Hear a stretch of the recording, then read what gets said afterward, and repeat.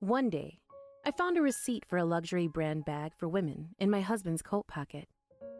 Our wedding anniversary was coming up, so at first, I was so excited because I thought the bag was going to be for me. However, that very evening, we had a big fight that left us both a little cold and distant towards each other, and we spent days in an awkward atmosphere at home. Our anniversary came and went, and he never gave me a present at all, let alone an expensive bag. I began to suspect my husband of having an affair and hired a detective agency to investigate his behavior. The results came back fraught with the rawest guilt.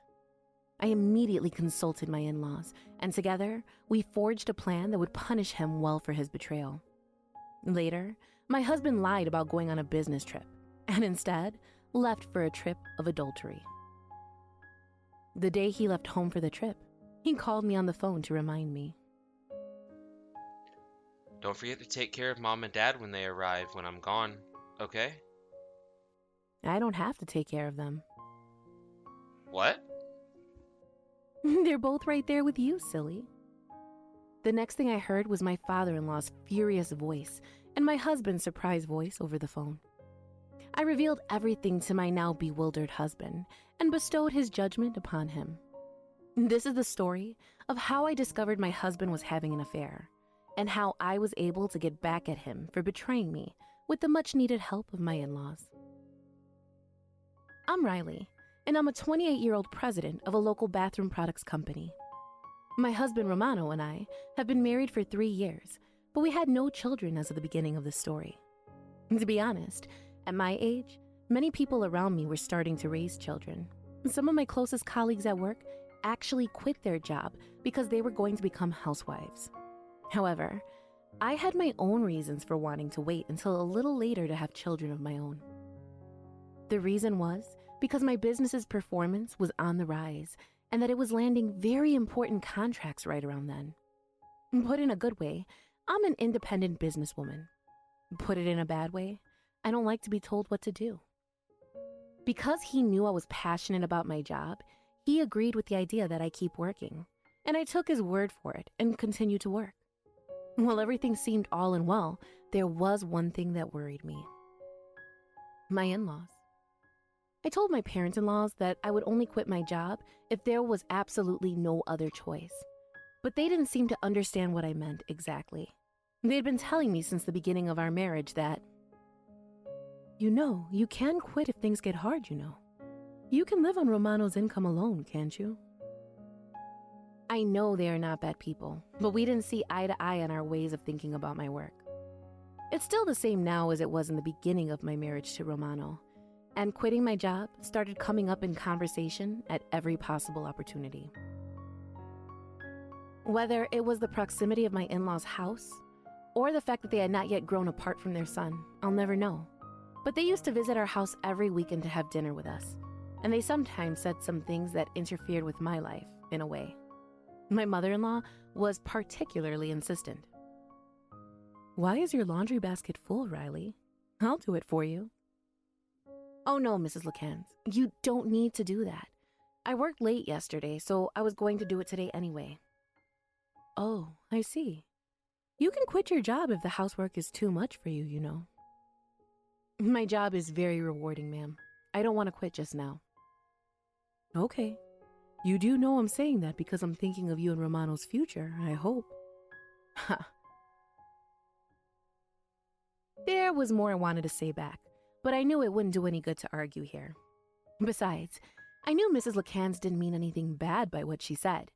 The more obvious that truth was, the more frustrated I became over the fact that she didn't seem to understand me. And what was somewhat worse was that at around that time, Romano himself neither encouraged her to pressure me, nor stopped her from pressuring me. Can't you tell your mother to lay off on her concern about my job? I don't like it when she reminds me I have the option of quitting my job every time I see her. I once tried to tell him so, but his reply was quite useless. It's none of my business, Riley, so why don't you do something about it yourself? Personally, I'm not complaining about your job. I mean, I'm not saying anything that could be pressuring you into quitting, right?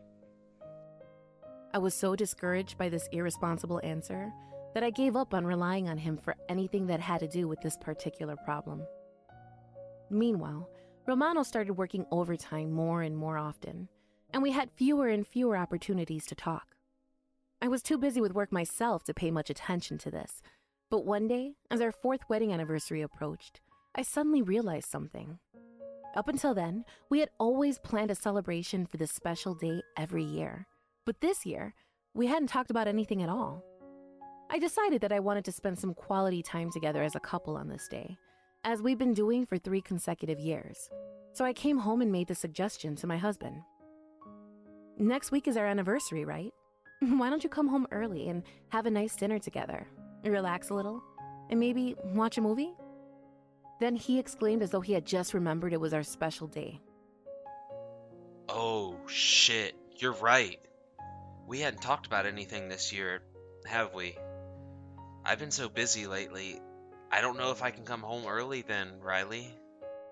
Are you in charge of something big? You can put it that way. Sure. Can't you go home on time just for our anniversary? I mean, it is our anniversary after all. I don't know if it's possible. The fact remains, I'm very busy. Oh, well. He didn't give me any more details and went to take a shower. I didn't want to ask him any more questions because I myself don't like it when people who have no business doing so meddle in my own affairs. I was very disappointed and frankly quite depressed that Romano didn't seem to put in any effort to spend the day together.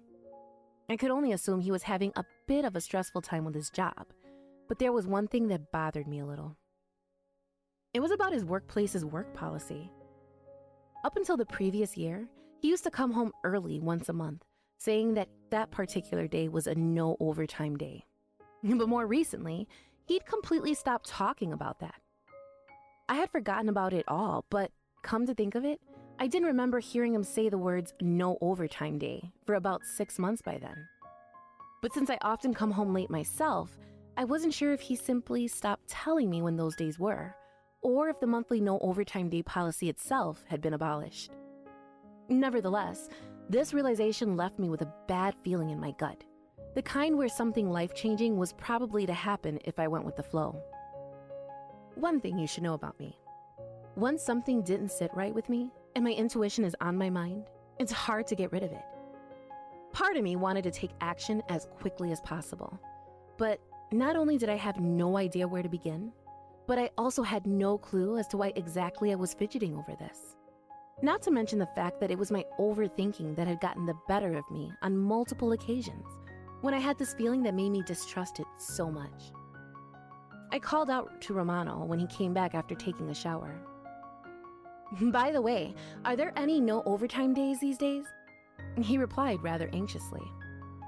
Come to think of it, there haven't really been any recently, have there? Damn, since when did my workplace become so dark? I see. It must be tough. I felt uncomfortable with his smile. Was I overthinking things again? It would be extremely disrespectful to my husband if I gave the cold shoulder with a suspicious look added in, when, in fact, he really had simply become busier with work. I thought better of it. Before I knew it, this feeling of discomfort had vanished. But unfortunately, as it would become apparent to me later on, it did not take me long to realize that I was right all along. On the day of our anniversary, I left for home on time, even if it was only for myself. I wanted to keep the tradition we had up until then. I even had a special cake prepared to share with my husband when he got home. I went home with light, excited steps, took a shower, prepared dinner, and passed the time in the living room. After such a busy day, coupled with the fact I hardly ever got home until after 9 p.m., I felt that I had nothing to do at this time of the day. So I decided to do some housework that I usually didn't get around to. It was a warm spring day, and neither my husband nor I were wearing coats anymore, so I decided to change our clothes and take them to the dry cleaners. After getting my own coat, I got Romano's and searched through the pockets to get anything inside out. All were empty except one, and it felt like a small piece of paper.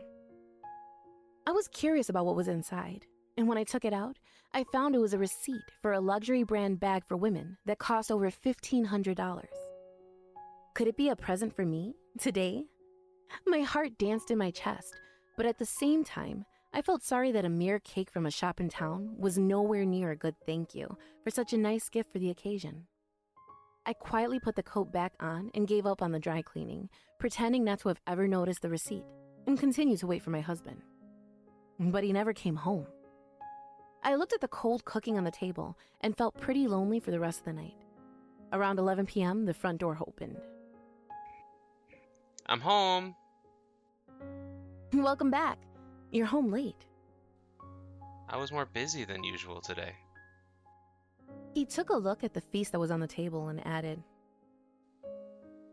Oh, Riley. I ate out today, so I don't need any dinner. That comment sent a tsunami of mixed emotions over me mercilessly. It's our anniversary today, Romano. I went to the trouble of making something really special for us, and I waited for you until this late at night to eat it. Then my husband had the audacity to look at me coldly. Well, I sure as hell didn't know you'd go through all these heights knowing I was going to come home late. And believe me, I tried to get home early today, but my boss said it just wasn't going to happen. It's still our anniversary. We used to celebrate it together. What's 1 or 2 anniversaries matter, eh? I don't have time for arguing. He said as he walked out of the living room grumpily. I plopped down onto the couch, very depressed because of all the high expectations I was setting for the occasion. I was genuinely hoping he would surprise me by coming home on time with a brand new handbag, and we would actually enjoy a nice dinner together and celebrate what we had after all. Why did I ever do that to myself? The disappointment and trauma was 10 times worse than it could have been if I didn't overthink things. In this awkward atmosphere, there was no way I could suggest we at least have some cake together. There was no sign of the brand new handbag either. I ate my share of the meal while he showered, put the rest in the fridge, and retired to my room, glum and blah. The next morning, we spent the morning in silence, perpetuating the awkward atmosphere of yesterday's argument. A few weeks passed after that, and still not a single sign of any expensive handbag. And that's when a terrible possibility occurred to me. It wasn't a present for me at all. Once that thought took root, everything Romano had said and done started to make so much sense, it was suspicious. I began to suspect he still had his monthly no overtime day, and he was meeting up with someone else on that same day.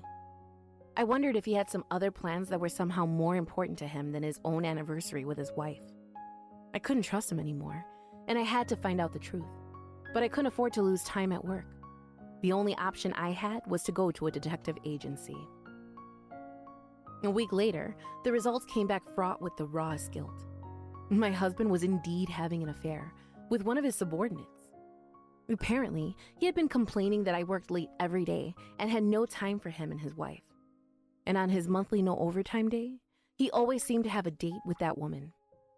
I was completely appalled. My husband had agreed to let me work, and that meant he was prepared to accept the consequences of potentially busy times for me. I was the president of a company, after all, and sometimes it demanded so much from me. I couldn't believe that he had put on the good, innocent face on the surface and then complained about it behind my back. I was filled with anger at the betrayal of his affair and the humiliation of his complaining about my job. Divorce was the only solution, I thought. But a simple divorce was not enough to satisfy me.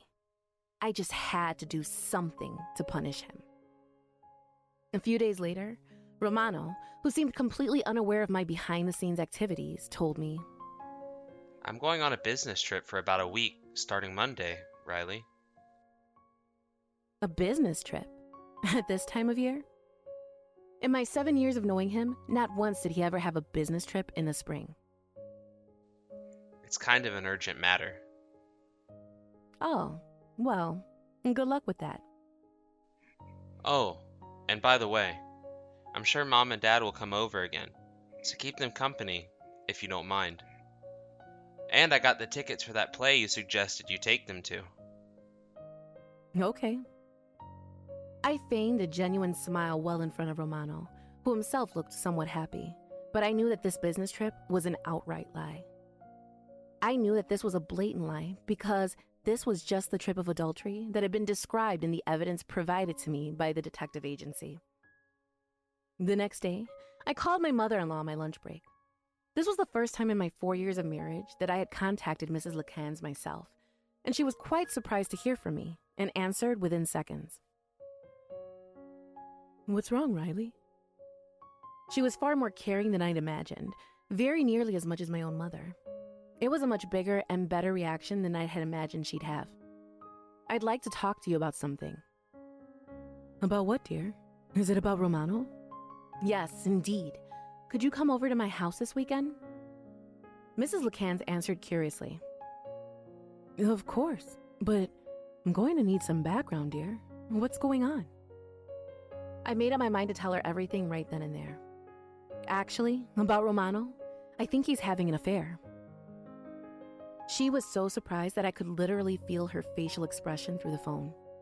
Without hesitation, I told her the results of the investigation conducted by the detective agency. "I'm so sorry. I will not forgive that son of a bitch." She sniffed as I heard her tears run down her cheeks. Maybe not literally, but her voice was so genuine.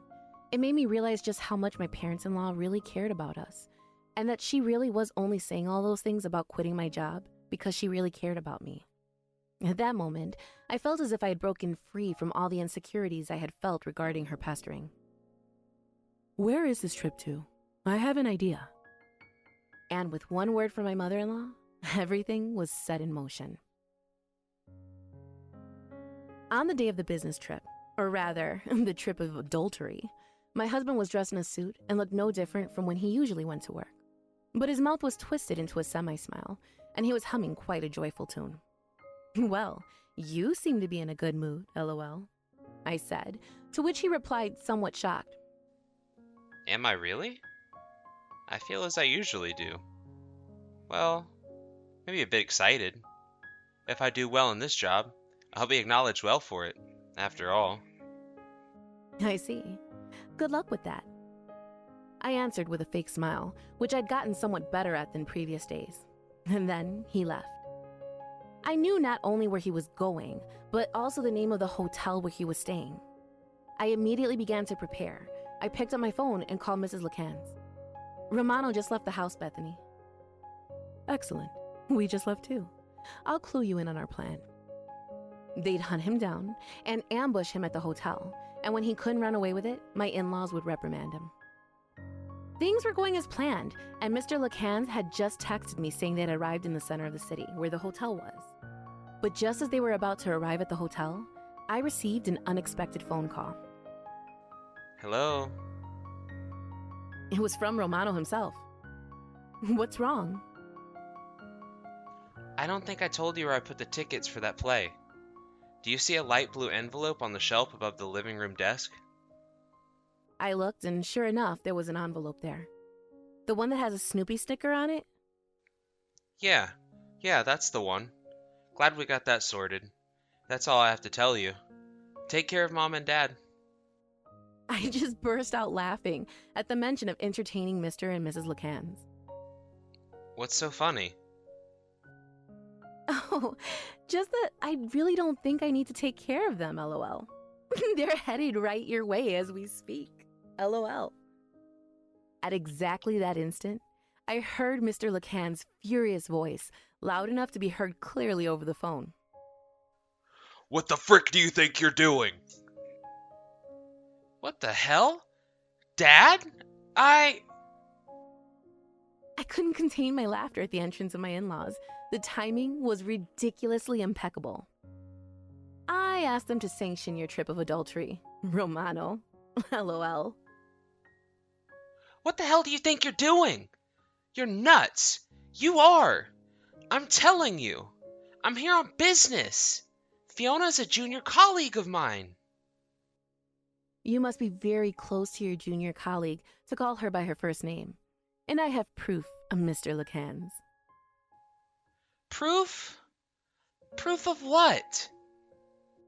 In response to her son's puzzled words, Mrs. LeCans seemed to have shown him something I had given her, What? Where did where did you get these photographs? You can't get away with it now, bucko. Mrs. LeCann's voice sounded much lower and more murderous than usual. I'm sorry. I'm so sorry.